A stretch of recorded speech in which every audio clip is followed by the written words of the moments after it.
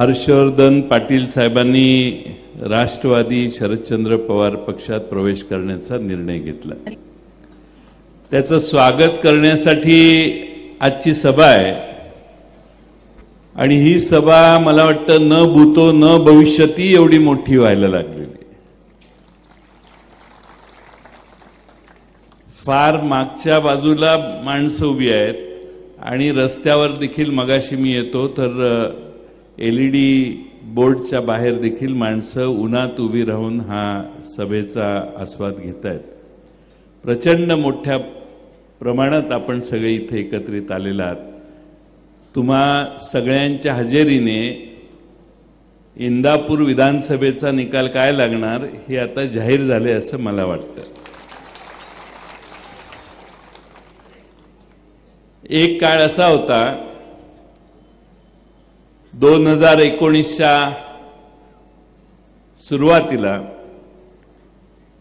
की आमच्यातून एक एक नेते पक्ष सोडून जात होते। त्यावेळी मी भाषण महाराष्ट्रात करत सांगायचो, अ गेला तरी चालेल, ब गेला तर चालेल, क गेला तर चालेल, ड गेला तर चालेल, कारण शरद पवार नावाचं विद्यापीठ आमच्याकडे आहे। शून्यातून जग निर्माण करण्याची ताकद ज्या नेतृत्वात आहे आणि ते एकदा नाही आयुष्यात 4 वेळा ज्यांनी करून दाखवलेलं आहे, त्या शरद पवार साहेबांच्या राष्ट्रवादी काँग्रेसमध्ये तुम्ही सगळे पुन्हा प्रवेश करतात। तुम्हा सगळ्यांचं मी पहिल्यांदा मनपूर्वक स्वागत करतो। महाराष्ट्रातली जनता ही छत्रपती शिवाजी महाराजांच्या मागे का उभी राहिली, त्यांना आजही माणसं का विसरू शकत नाहीत, तर महाराष्ट्राला लढणारा नेता पाहिजे असतो। लढणाऱ्या नेत्याच्या मागे उभा राहण्याची महाराष्ट्राची मराठी माणसाची पद्धत आणि मानसिकता आहे। दिल्लीवाल्यांनी जेव्हा जेव्हा जबरदस्ती केली तेव्हा तेव्हा शरद पवार साहेबांनी मराठी स्वाभिमान दाखवण्याचं काम केलं आणि आज देखील मागच्या काही वर्षात दिल्लीश्वर हे शरद पवार साहेबांना नमवण्याचे आटोकाट प्रयत्न करत होते। सर्व मार्गाचा अवलंब झाला। अगदी शरद पवार साहेबांना 19च्या निवडणुकीच्या आधी ईडीची नोटीस देखील आली। पवार साहेबांना मोडल्यानंतर महाराष्ट्र मोडता येईल अशी भावना या लोकांची होती आणि हा महाराष्ट्र मोडण्याचं काम हे आज नाही सतत 10 वर्ष दिल्लीत बसून काही लोक करतायत आणि म्हणून स्वाभिमानी माणसं आज पुन्हा पवार साहेबांच्या मागे उभी राहिली। 2019 साली हर्षवर्धन पाटील साहेब हे भारतीय जनता पक्षात त्यावेळच्या काही प्रश्नांमुळे गेले, पण हर्षवर्धन भाऊ तुमचं स्वागत करताना तुम्ही, मी असं म्हटलं तर काही फार वेगळं वावगं नाही की तुम्ही स्वगृही येताय। खरं मूळ घर तुमचं हेच होतं, यापूर्वीच यायला पाहिजे होता, पण आमच्या घरात जरा गर्दी होती त्यामुळे तुम्हाला येता आलं नाही। आज तुम्ही येताय ह्याचा आम्हाला आनंद आहे। विचाराची फारकत नाहीये। बहुजन समाजाचं राजकारण करण्याची पवार साहेबांची भूमिका आहे। महाराष्ट्रात शाहू फुले आंबेडकरांचा विचार उजवा ठरला पाहिजे। बहुजन समाजाचा उद्धार शाहू फुले आंबेडकरांच्या विचारानेच होऊ शकतो, ही भूमिका शरद पवार साहेबांनी कायम जपली आहे आणि आजही कितीही त्यांच्यावर हल्ले झाले तरी पवार साहेब बहुजन समाजाचा विचार खांद्यावर घेऊन 30 पताका घेऊन आज चालतायत आणि म्हणून महाराष्ट्र पुन्हा एकदा त्यांच्या बरोबर यायला लागलाय।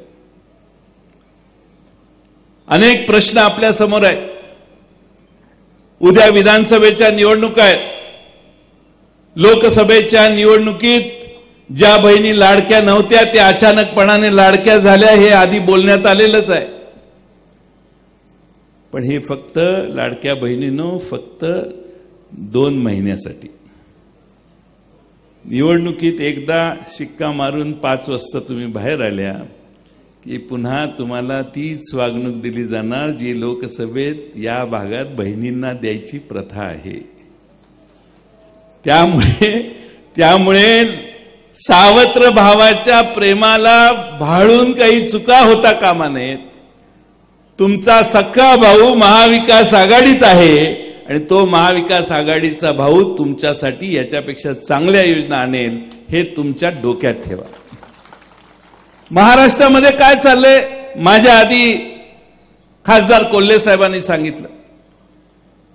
4-8 दिवसाने अशी घटना महिलांच्या वरच्या अत्याचारातली होते की महाराष्ट्र थक्क होऊन पाहत जातो.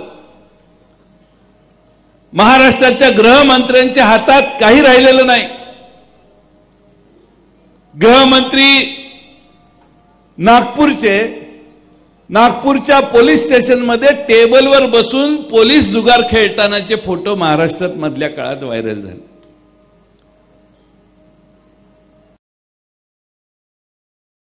दोन चार मगाच्या घटना ज्याचा उल्लेख झाला त्या ऐकल्यावर थरकाप उडतो आणि आमच्या घरातल्या भगिनींच्या सुरक्षिततेचा खरा प्रश्न तयार होतो. आमची भगिनी बाहेर गेली तर संध्याकाळी परत सुरक्षित येईल की नाही ह्याचा पत्ता नाही. आमची लहान मुलगी शाळेत पाठवली तर तिच्या सुरक्षिततेचा प्रश्न आहे.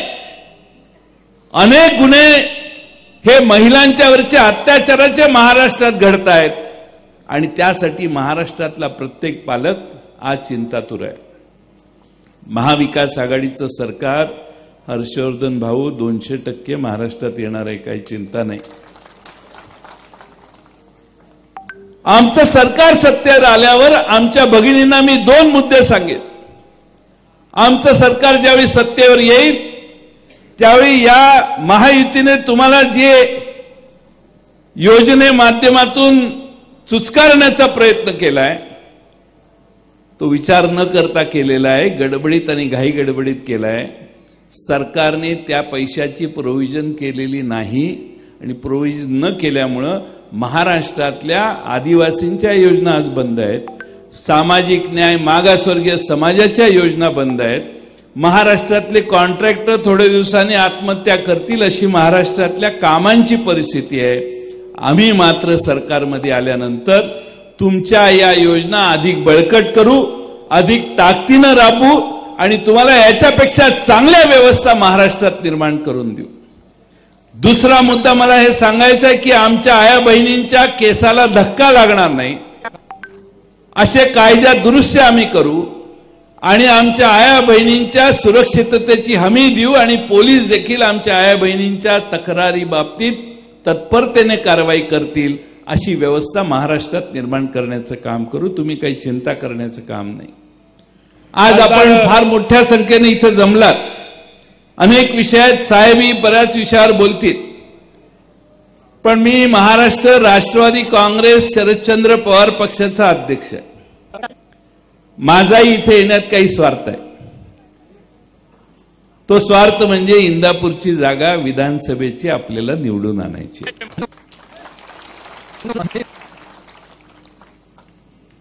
आमचा पक्ष फुटल्यानंतर या मतदारसंघात अनेक लोकांनी पवार साहेबांना जीवापाड प्रेम करून साथ दिली, नाही असं नाही.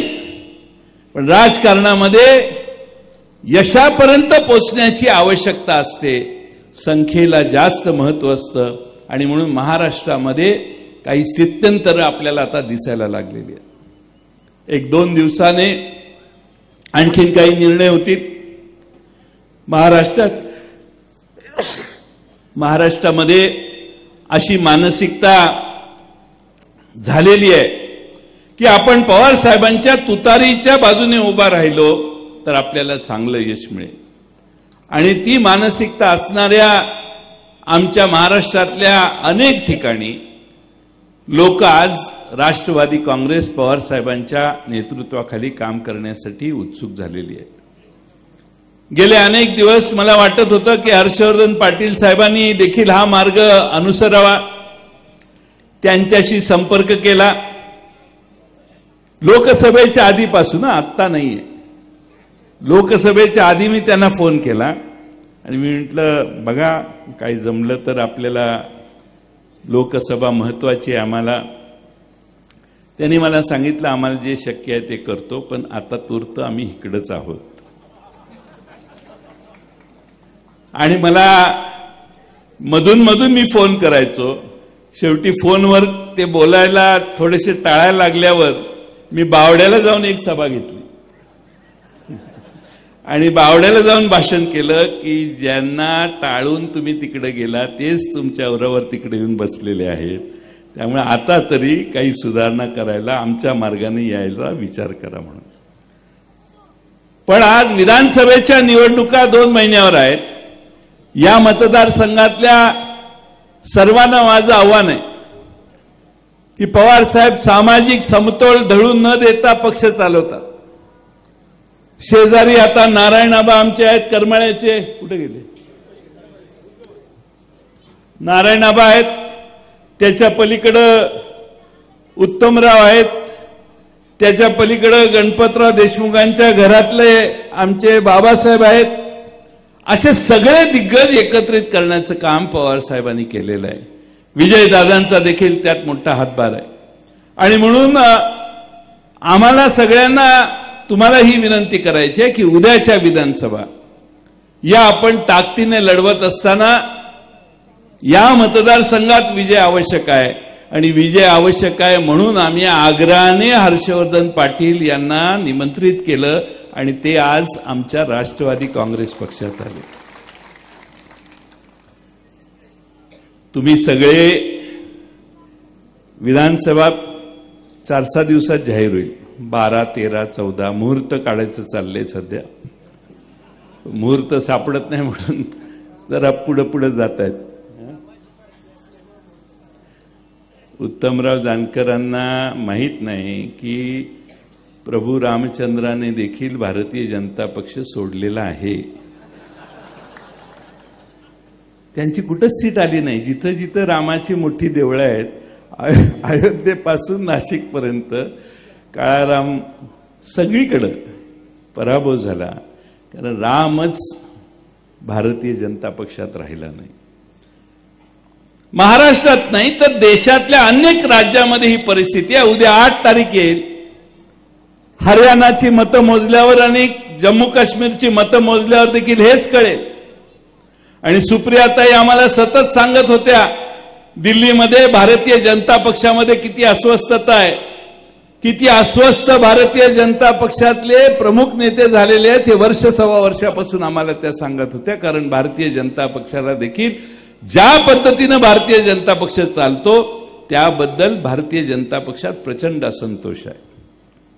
आणि बाहेरून जे कोणी येतात ते बाहेरच बसलेले असतात. त्यांची जी कोर टीम आहे तेच आत निर्णय घेत असतात. त्यामुळं बाहेर बसलेले सगळे आज अस्वस्थ झालेले लोक आहेत. आणि म्हणून आज मी फार वेळ भाषण न लांबवता एवढंच सांगेन की उद्याच्या विधानसभेला इंदापूरचा हे महाधनुष्य हर्षवर्धन भाऊ राष्ट्रवादीत आल्यामुळं सोपं झालेलं आहे.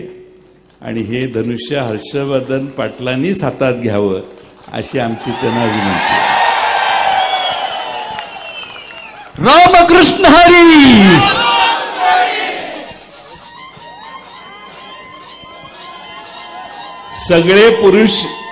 सगळ्या पुरुषांनी जल्लोष केला. आमच्या लाडक्या भगिनींच्याकडून आवाज यायला पाहिजे. रामकृष्ण हरी. हर्षवर्धन पाटील साहेब तुम आगे बढ़ो. मला महाविकास आघाडीच्या जागा वाटपाचा निर्णय झाल्याशिवाय उमेदवारी जाहीर करता येत नाही. त्यांचा प्रवेश करताना मी त्यांच्या हातात आता तुतारी देणार आहे. त्यामुळे इंदापूरकरांना वाळव्याहून येऊन मी काही सांगायची गरज आहे असं मला वाटत नाही. तुम्ही आमच्यापेक्षा लय ॲडव्हान्स आहात. पण आज या निमित्ताने स्वर्गीय भाऊ यांचं लहानपणी, आम्ही फार लहान असताना भाऊ आमच्या घरी यायचे. बापूंचा आणि भाऊंचा फार अतिशय उत्तम असा जिव्हाळा होता. घरगुती संबंध होते. आणि त्यामुळं भाऊंच्या घरातले हे नवनेतृत्व राष्ट्रवादीत येतंय. आता शेवटची अट सांगतो आणि माझं भाषण संपवतो. आज या हर्षवर्धन भाऊंनी सांगितलं कार्यकर्त्यांशी चर्चा केली आणि मग तिकडे गेलो इकडे गेलो. आता कार्यकर्त्यांशी चर्चा नाही, हे फायनल. हाच पक्ष आपला आणि ह्याच पक्षावर आपण भविष्य काळ लढवायचा आहे कोणत्याही परिस्थितीमध्ये. कारण पवार साहेबांनी हातात घेतलेला जो पण आहे तो पण महाराष्ट्रातल्या सामान्य माणसांच्या, शेतकरी, शेतमजूर, पददलित यांच्या उद्धारासाठी केलेला आहे. आणि आपण शाहू फुले आंबेडकरांचा विचार सांगत असू, बहुजनांचं राजकारण करण्याची तोंडात भाषा करत असू, तर भारतीय जनता पक्षाकडे आपल्याला कधी कुणाला जाता येणार नाही. मग या जनतेशी आपली प्रतारणा होईल. आणि म्हणून पूर्ण ताकदीनं मला मनापासून आनंद आहे. आमच्याकडे फार नेते नाही आहेत. तुम्हाला फार शेवटचा मुद्दा सांगतो. जयंत पाटील इकडं सांगलीकडं, अनिल देशमुख आमचे नागपूरकडे, राजेश टोपे आमचे जालन्याकडे, जितेंद्र आव्हाड इकडे, आमचे अमोल कोल्हे आता महाराष्ट्रात ऑलराऊंड फिरायला लागलेले आहेत. विजयदादांच्या नेतृत्वाखाली एक नवी व्यवस्था सोलापूरमध्ये आली आहे. आज आम्हाला राज्य पातळीवर महाराष्ट्राला मार्गदर्शन करणारे नेत्यांची जास्त आवश्यकता आहे. आणि म्हणून हर्षवर्धन पाटील साहेब, तुमचं महत्व आमच्या पक्षामध्ये मोठं आहे. तुमचं महत्व आमच्या पक्षामध्ये मोठं आहे. आणि तुम्ही आता मला सांगितलं मला जबाबदारी द्या वगैरे, मी साहेबच ठरवतील. आणि पुणे जिल्ह्यातले निर्णय जयंत पाटील घेत नाही, साहेबच घेतात. त्यामुळे साहेब म्हणतील तसं. त्यामुळे तुम्हाला साहेब जे जबाबदारी सांगतील ती आपण देऊ. पण महाराष्ट्रात सर्व ठिकाणी हा पक्ष आज लोक स्वागत करतात. त्यावेळी लोकांच्यात जाऊन आपण भिडण्याचं काम करू, लोकांना सांगण्याचं काम करू. डॉक्टर अमोल कोल्हेजी आणि मी महाराष्ट्रात जवळपास 60-62 सभा घेतल्या. अजून एक 10-12 सभा आहेत. आणि इस्लामपूरला आम्ही त्याचा समारोप आमच्या शिवस्वराज्य यात्रेचा करणार आहे. आणि त्यामुळं आमच्या महाराष्ट्रातली आचारसंहिताही जाहीर थोड्या दिवसात होईल. आणि निवडणुकीला मित्रांनो सुरुवात होईल. ही निवडणूक विजयासाठी करायची आहे. माझी पवार साहेबांच्यावर ज्यांचं ज्यांचं प्रेम आहे त्यांना आव्हान आहे की पवार साहेबांना एक एक आमदार महत्वाचा आहे. तुम्ही पवार साहेबांच्या काळात संकटात पवार साहेबांच्या मागे जे जे राहिले त्यांना मी अतिशय आग्रहानं सांगेन की ही शरद पवार साहेबांच्या मागे मोठ्या संख्येनं आमदार उभा करण्याची जबाबदारी प्रत्येक पवार साहेबांना मानणाऱ्या कार्यकर्त्याची आहे. त्यामुळे स्थानिक मतभेद सोडून द्या, आपण ते दुरुस्त करू, काही अडचण नाही. सुप्रियाताईंनी जबाबदारी घेतलेली आहे आणि सगळेच तुम्हाला त्यात मदत करतील. पण स्थानिक मतभेदांना बाजूला ठेवा. विजयसिंह मोहिते पाटील यांच्यासारख्या नेत्याने निर्णय घेतला त्यावेळी स्थानिक सगळ्यांना विचारात घेऊन त्यांचा निर्णय झाला. त्याच पद्धतीनं आज तेव्हा त्यांच्या निर्णयानं महाराष्ट्रात एक संदेश वेगळा गेला. आजही हर्षवर्धन पाटील तुमच्या निर्णयाने महाराष्ट्रात एक वेगळा संदेश महाराष्ट्रभर जाईल की पवार साहेबांच्या मागं आपण सगळ्यांनी ताकदीनं उभा राहायला पाहिजे म्हणून. आणि म्हणून स्थानिक या ठिकाणी पवार साहेबांच्यावर, सुप्रियाताईंच्यावर प्रेम करणाऱ्या सगळ्यांना माझी विनंती आहे, तेजसिंह पाटील तुम्ही सगळ्यांच्याकडे जावा, सगळ्यांना भेटून सांगा. महारुद्र पाटील तुम्ही जावा आणि सगळ्यांची समजूत घाला. पवार साहेबांच्याकडे बघून आणि पवार साहेबांच्यासाठी ही लढाई आहे. ही पवार साहेबांची लढाई आहे, आपली नाही आहे. ही पवार साहेबांची लढाई आहे. आणि पवार साहेबांना दिल्लीला धडा शिकवायचा असेल तर पवार साहेबांचे जास्तीत जास्त आमदार निवडून आणले पाहिजेत. कारण पवार साहेब हे इथं कुणाशी लढत नाही आहेत. पवार साहेब दिल्लीशी लढाई करतायत. दिल्लीमध्ये त्यांना वाकवण्याचा प्रयत्न ज्यांनी ज्यांनी आतापर्यंत केला, दिल्लीत बसलेल्या सत्ताधीशांनी, त्यांना एवढा मोठा हिसका महाराष्ट्राने दिला की 48 पैकी 31 खासदार त्यांचे पडले. एक लढाई आपण जिंकली आहे, उद्या विधानसभेची लढाई जिंकू. आणि महाराष्ट्रासमोर या महायुतीने महाराष्ट्रात जे प्रश्न निर्माण केले आहेत, मधुकर भावे म्हटले आमचे की 62,000 का काही डोक्यावर कर्ज काढले, काल परवा महाराष्ट्र सरकारने रिझर्व्ह बँकेकडे अर्ज केलाय. 1.25 लाख कोटीचं कर्ज डिसेंबरपर्यंत आम्हाला पाहिजे. दर आठवड्याला 5-6 हजार कोटी रुपयाचं कर्ज पाहिजे. म्हणजे 8 लाख कोटी रुपयाचं कर्ज 9,25,000 कोटीवर हे बहादर नेणार आहेत. आणि म्हणून निवडणूक लवकर जाहीर व्हावी आणि महाराष्ट्राची या महायुतीच्या ताब्यातनं सुटका व्हावी अशी प्रार्थना आम्ही रोज दैनंदिन सरकार परमेश्वराकडे करतोय. हे महाराष्ट्रातलं भ्रष्ट सरकार घालवण्यासाठी तुम्ही सगळ्यांनी ताकदीनं काम करा. अनेक आमदार मतदारसंघात सांगतात 1,000 कोटी आणले, 500 कोटी आणले, 800 कोटी आणले. माग बसून त्यांचे समर्थक मोबाईल काढतात, कॅल्क्युलेटर त्यात काढतात आणि गुणाकार करतात. 1,000 कोटी तुमच्या मतदारसंघात किती आणले? 5,500 कोटी गुणिले 20% करायचे. कार्यकर्ते करतात, मी सांगत नाही. आमदारांनी घोषणा केली मी मतदारसंघात 1,000 कोटी आणले, तो कॅल्क्युलेटरच काढतो त्याचा कार्यकर्ता आणि कॅल्क्युलेट करून सांगतो 1,000 गुणिले 20 200 कोटी जमले रे. त्यामुळं जनतेचा पैसा पुन्हा त्याच मार्गाने तुमच्या दारात आणण्याचं काम आणि महाराष्ट्र जिंकण्याचं मनात पाप ठेवणाऱ्या महायुतीला आपण पूर्ण ताकदीनं पराभूत करण्यासाठी ही इंदापूरची जागा 50,000पेक्षा जास्त फरकाने विजयी करू असा आत्मविश्वास आपल्या सगळ्यांच्या मनात असला पाहिजे. आणि ती ताकद तुम्ही हर्षवर्धन पाटील यांच्या मागे उभा करा एवढी विनंती करतो आणि माझे 2 शब्द पूर्ण करतो. धन्यवाद. धन्यवाद साहेब. यानंतर गेल्या 70 वर्षांपासून कोणाच्या मनगटावर, घरातल्या भिंतींवर, कपाटात किंवा सकाळी उठवायला सोलापूरच्या घराघरात नवभारत पोहोचला आहे. नवभारत वॉच कंपनीमध्ये आता विक्री सोबत अत्याधुनिक सर्व्हिस सेंटर, सर्व प्रकारच्या इंटरनॅशनल ब्रँड्सची घड्याळं एकाच छताखाली आणि पहिल्या मजल्यावर 250 रुपयापासून इकॉनॉमिकल रेंजची सर्व घड्याळं उपलब्ध.